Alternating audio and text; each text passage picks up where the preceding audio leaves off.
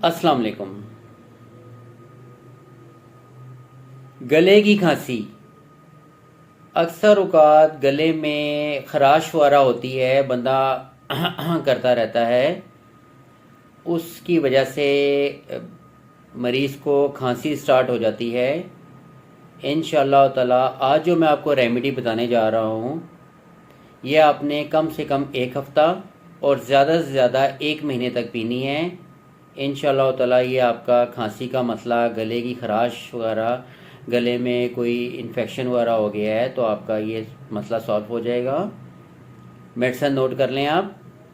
Chelidonium 200, ये आपने सुबह शाम पीनी है, 5-5 कतरे आधे गिलास पानी में। मेरी वीडियो को लाइक शेयर एंड सब्सक्राइब करा दीजिएगा। बहुत शुक्रिया आपका। अल्लाह हाफिज़।